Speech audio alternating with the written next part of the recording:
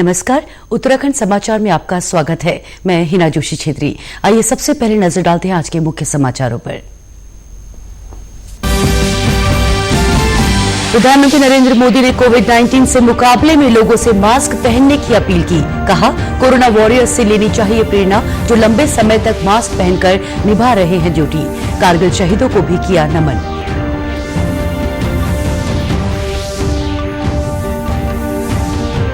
आज शौर्य दिवस पर प्रदेश में कारगिल शहीदों को दी जा रही श्रद्धांजलि। मुख्यमंत्री त्रिवेंद्र सिंह रावत ने सेना के साहस और शौर्य को किया नमन। कारगिल में उत्तराखंड के 75 सैनिकों ने दी थी शहादत।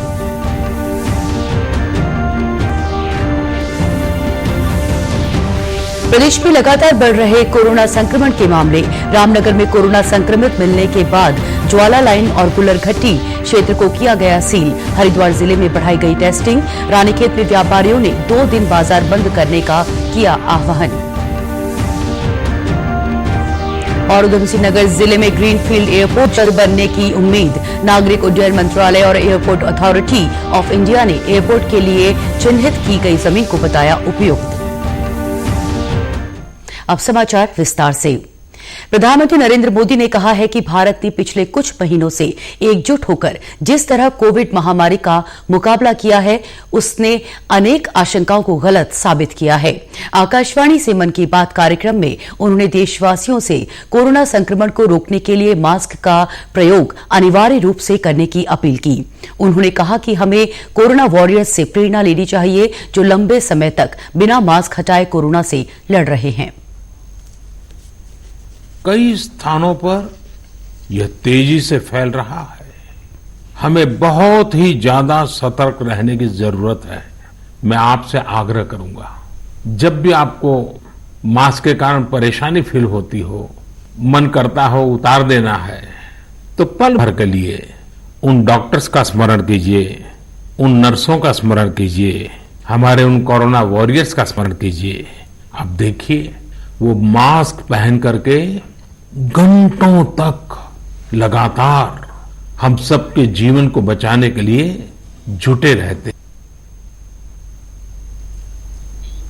प्रधानमंत्री ने कारगिल विजय दिवस पर सभी देशवासियों की ओर से कारगिल के वीर जवानों को श्रद्धांजलि दी।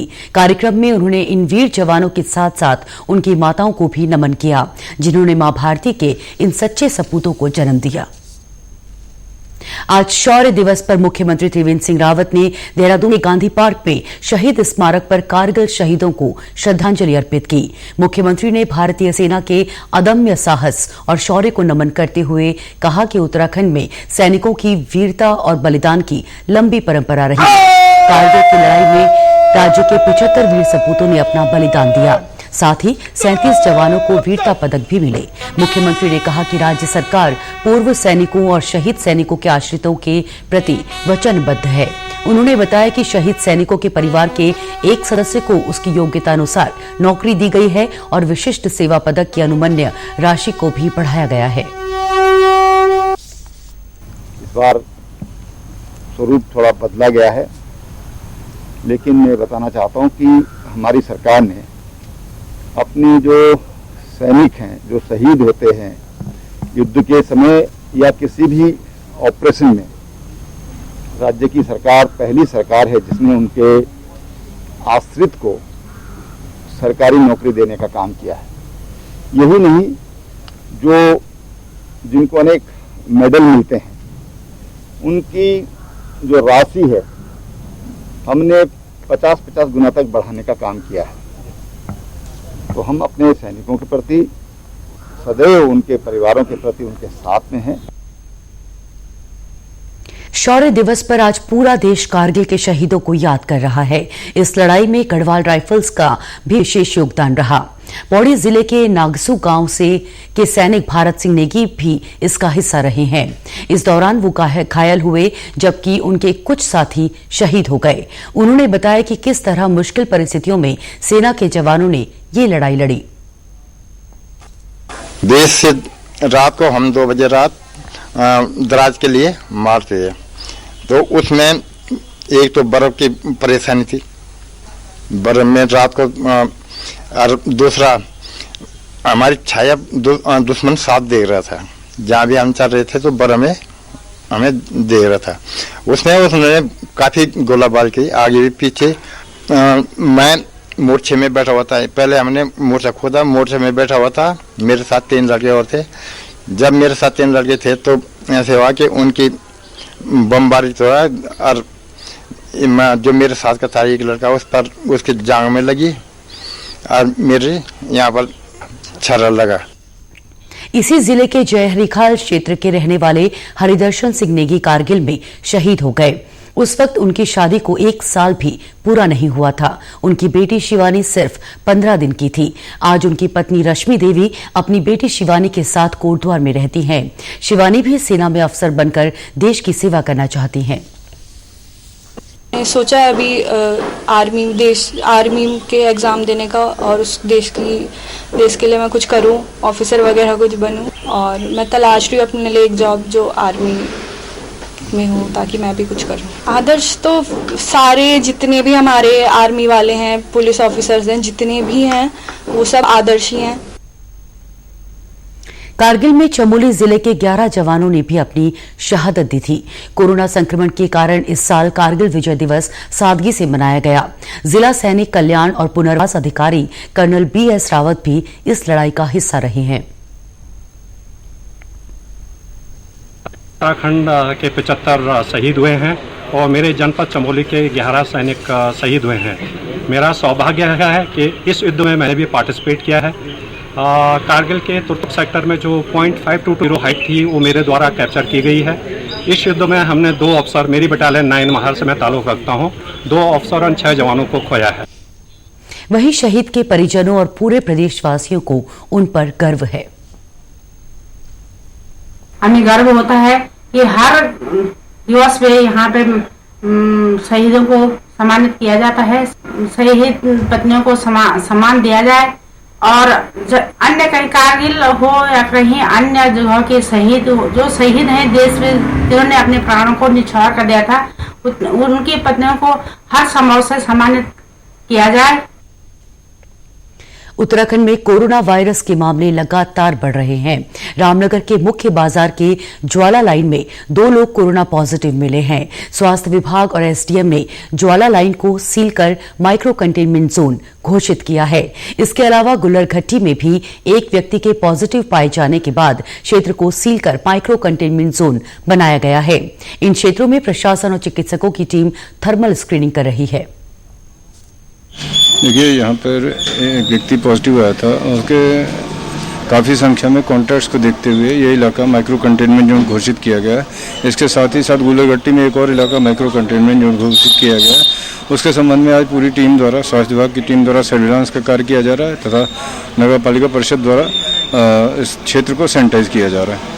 ये बिल्कुल, ये कार्रवाई लगातार चलती रहेगी। हमारा लोगों से अनुरोध भी है कि अगर किसी में किसी तरह के कोई सिम्टम्स आते हैं या किसी तरह की दिक्कत महसूस होती है तो आगे आकर हमारे डॉक्टर्स को अवगत कराएं ताकि उनके संबंध में कार्रवाई की जा सके। इस क्षेत्र में जितने भी व्यापारी या कर्मचारी दुकान चला रहे हैं उनके नाम भी लिखे जा रहे हैं ताकि ग्राहकों से सीधा संपर्क होने के कारण उन लोगों का RT-PCR टेस्ट कराया जा सके। और इस लाइन को बिलोंग करने वाले 2 लोग पॉजिटिव आ गए थे, तो हम लोगों ने स्कैनिंग पहले भी की थी और आज हमने फिर से स्कैनिंग की है और इनकी डिटेल्स लिखे हैं। अभी भी 9 लोगों का बॉडी टेम्परेचर बढ़ा हुआ आया है इस लाइन में। तो हमारा कोशिश यही है कि जितने भी यहाँ पे दुकानदार जो अपनी दुकान में व्यवसाय कर रहे हैं उनका डायरेक्ट कांटेक्ट होता है पब्लिक से, और पब्लिक से डायरेक्ट कांटेक्ट है तो उनके मैक्सिमम चांसेस हैं कि वो इन्फेक्ट हो सकते हैं। तो हम लोगों ने इनका सारा डिटेल ले लिया है। आज हम इनकी ID जनरेट करके कल को सबका RT-PCR करेंगे।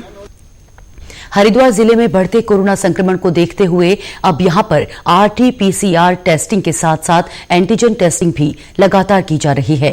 जिलाधिकारी C रविशंकर ने बताया कि यहां पर 2 TrueNet मशीनें भी लगाई गई हैं ताकि कोरोना संक्रमण वाले व्यक्ति का जल्द से जल्द पता लगाकर उनका इलाज किया जा सके। हमें कम से कम एक दिन में 484 टेस्ट करने का लक्ष्य रखा है, तो जितना संभव है उतना कर रहे हैं, क्योंकि उसके लिए लैब टेक्नीशियंस पर्याप्त मात्रा में चाहिए। अभी हम लगातार रिक्रूटमेंट भी कर रहे हैं। सेकंड जो है रैपिड एंटीजन टेस्ट होता है, वो जो है आधे घंटे में रिजल्ट आ जाता है, तो अभी तो अधिकतम उसी को जो है हम कर रहे हैं, ताकि इंडस्ट्रीज वगैरह में जो है तत्काल रिजल्ट भी पता चल जाता है। तीसरा जो है रैपिड एंटीबॉडी टेस्ट होती है, उसका भी जो है जैसे यात्री वगैरह आते हैं तो उसमें प्रयोग करके देखते हैं। और चौथा जो है ट्रू नॉट टेस्ट होता है, उसका जो है हमारे पास 2 मशीन अभी है, और इंडस्ट्रीज की ओर से और 3 मशीन देने का जो है अभी आश्वासन मिला है। उधर पर्यटन नगरी रानीखेत छावनी क्षेत्र के व्यापारियों से नगर व्यापार मंडल ने आगामी रविवार और सोमवार को बाजार बंद करने का आह्वान किया है। इस संबंध में व्यापार मंडल ने पुलिस प्रशासन को ज्ञापन दिया है। नगर में कोरोना के बढ़ते संक्रमण को देखते हुए नगर व्यापार मंडल रानीखेत ने आगामी रविवार और सोमवार को 2 दिवसीय बंद का आह्वान किया है, जिसमें पूर्णतया दवाई आदि की दुकानें छोड़ के पूर्णतया कारोबारी गतिविधियाँ पूर्णतः बंद रहेंगी। व्यापारियों और नागरिकों को संक्रमण से बचाने के लिए ये निर्णय लिया जाना जरूरी था। अगर संक्रमण की स्थिति यही रही तो ये आगे बंद के दिवस और बढ़ाए जा सकते। आपको बता दें, शनिवार रात जारी हेल्थ बुलेटिन के अनुसार 244 लोगों में कोरोना संक्रमण की पुष्टि हुई है। राज्य में कुल संक्रमितों की संख्या 5,961 हो गई है। इनमें से 3,495 लोग स्वस्थ हो चुके हैं, जबकि 2,365 एक्टिव केसेस हैं। अब तक 63 लोगों की कोरोना से मृत्यु हुई है। नागरिक उड्डयन मंत्रालय के सचिव प्रदीप खरोला और एयरपोर्ट अथॉरिटी ऑफ इंडिया के चेयरमैन अरविंद सिंह ह्यांके ने ऊधम सिंह नगर जिले में ग्रीनफील्ड एयरपोर्ट के लिए चिन्हित की गई भूमि को उपयुक्त बताया है। उन्होंने मुख्यमंत्री त्रिवेंद्र सिंह रावत से मुलाकात कर ग्रीनफील्ड एयरपोर्ट की स्थापना की प्री फिजिबिलिटी रिपोर्ट प्रस्तुत की। मुख्यमंत्री ने कहा कि नागरिक उड्डयन मंत्रालय के सहयोग से पिछले 3 वर्ष में राज्य में हवाई सेवा के क्षेत्र में काफी काम किया गया है। ढांचागत विकास के साथ बड़ी संख्या में हवाई सेवाएं शुरू की गई हैं। उन्होंने कहा कि उत्तराखंड में पर्यटन, आपदा और सामरिक दृष्टि से एयर इंफ्रास्ट्रक्चर को मजबूत करना बहुत जरूरी है। राज्य सरकार द्वारा इसके लिए नागरिक उड्डयन मंत्रालय और एयरपोर्ट अथॉरिटी ऑफ इंडिया को हर प्रकार से सहयोग किया जा रहा है। ऊधम सिंह नगर में जिला प्रशासन द्वारा ग्रीनफील्ड एयरपोर्ट स्थापित करने के लिए 1100 एकड़ भूमि चिन्हित की गई है। भविष्य में इसे इंटरनेशनल एयरपोर्ट के रूप में अपग्रेड किया जा सकता है। वर्तमान में पंतनगर एयरपोर्ट में लगभग 267 एकड़ भूमि है। यहां व्यस्ततम समय में हैंडलिंग क्षमता 50 यात्रियों की है। ग्रीनफील्ड एयरपोर्ट बन जाने से यहां की क्षमता काफी बढ़ जाएगी। राज्य सरकार के निर्देश पर प्रदेश में राशन कार्ड की गलतियों को सुधारने का काम चल रहा है। पौड़ी जिले में 1,72,287 राशन कार्ड है, जबकि जिले में कुल यूनिट की संख्या 6,90,960 है। इनमें से 3,887 राशन कार्ड और 65,641 यूनिट अभी तक आधार से लिंक नहीं है। राशन कार्ड शुद्धिकरण में राशन कार्ड और यूनिट की जांच हो सकेगी। राशन कार्ड में शुद्धिकरण के लिए विभाग ने जिले में कई केंद्र स्थापित किए हैं। राशन कार्ड शुद्धिकरण के दौरान सभी कार्डों को आधार से लिंक किया जाएगा। इसके बाद कार्ड धारकों को स्मार्ट कार्ड जारी किया जाएगा। ये शासन द्वारा जारी निर्देशों के अनुक्रम में जितने भी हमारे राशन कार्ड बने हुए हैं उनमें अधिकांश गलतियां हैं। उन गलतियों को सुधारने के लिए आचार शुद्धिकरण का कार्यक्रम चल रहा है। सभी जनपद के विभिन्न क्षेत्रों में हमने आईडियाँ उपलब्ध कराई गई हैं डाटा ऑपरेटर की, वहाँ पे भी काम चल रहा है। मुख्यालय पे भी काम चल रहा है।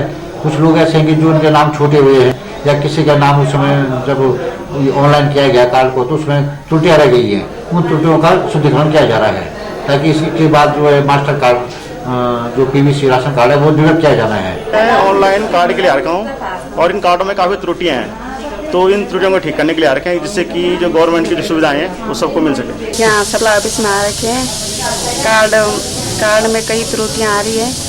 वो बोल रहे हैं कि कभी ऑनलाइन कराओ कभी कुछ कराओ। जो हमारी फ्री राशन आ रखे हैं उसमें हमारे वो जमा होने, आधार कार्ड जमा होने, उसके बाद तुम्हें राशन मिलेगी, इसलिए हम यहाँ पे आ रखे हैं।